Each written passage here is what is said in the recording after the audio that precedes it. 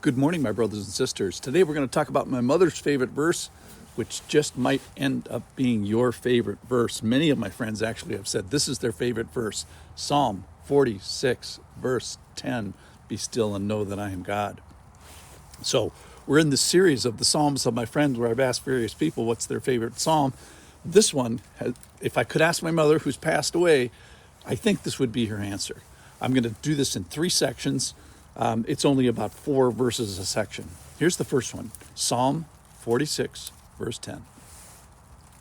God is our refuge and strength, a very present help in trouble. Therefore we will not fear, though the earth gives way, though the mountains be moved into the heart of the sea, though its waters roar and foam, though the mountains tremble at its swelling. So the context of this psalm is the earth is giving way, the mountains are moving into the sea, waters are roaring and foaming, and mountains are trembling. And yet we will not fear. Why is that? Well, God is our refuge and strength, a very present help in trouble. So the people of God are secure because the person of God is strong, and the people of God are safe because the person of God is solid. And our safety directly relates to our attachment to the very present help, the muchness of his assistance, if you will. So he helps to the highest degree those who fondly bond to him. He's strong for the people whose refuge in him is practical and present. So he is a help for those who would have him. Okay, that's the first stanza. Second stanza, verse 4. There is a river whose streams make glad the city of God, the holy habitation of the Most High. God is in the midst of her. She shall not be moved. God will help her when the morning dawns. I like that. God will help her when the morning dawns. The nations rage, the kingdoms totter. He utters his voice, the earth melts. The Lord of hosts is with us. The God of Jacob is our fortress. So God is in the midst of her. God is in the midst of the city of God, his holy habitation. So the city of God cannot be moved because of the weight of God himself. God will help when the morning dawns. I know that many are watching in maybe not a physical darkness, but in a metaphorical darkness before morning has dawned for you. In other words, you're in trouble. So the question is, are you of the people of God? He's done his work to invite you, so it's not his fault if you're not. I'm inviting you to receive the invitation that he's already given you. So do you desire the person of God? Everybody desires the protection of God.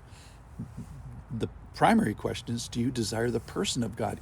Do you desire an ongoing relationship with God, or do you merely desire the help of God? So he's given an opportunity. It involves mostly repenting, mostly believing, and mostly agreeing with him.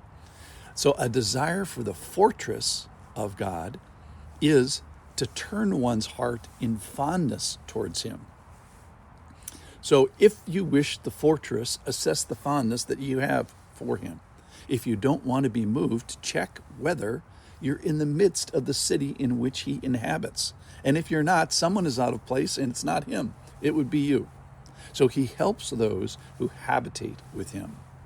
So call first, not on the help, but call for the habitation. The help will follow. Call on the Lord of hosts to be with us, be with you.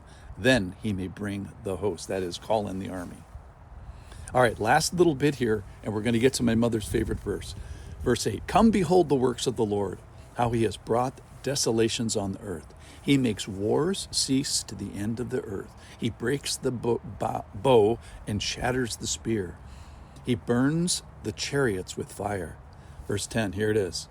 Be still and know that I am God. I will be exalted among the nations. I will be exalted in the earth. So the Lord of hosts is with us. The God of Jacob is our fortress. And then that's the end of the psalm. So there it is, my mother's favorite verse. It was one of the first ones she ever underlined in her Bible. Be still and know that I am God. I will be exalted among the nations. I will be exalted in the earth. So this reminds me, and perhaps recalls for you too, a psalm we just did a little while ago, Psalm 37.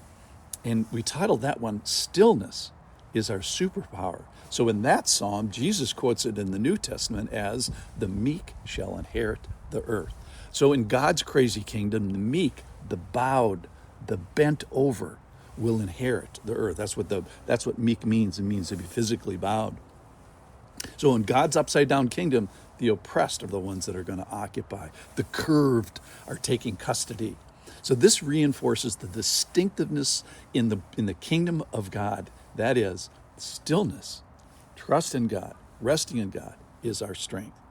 So it associates and honors that stillness, rest, and quietness is the key to unlocking strength and salvation.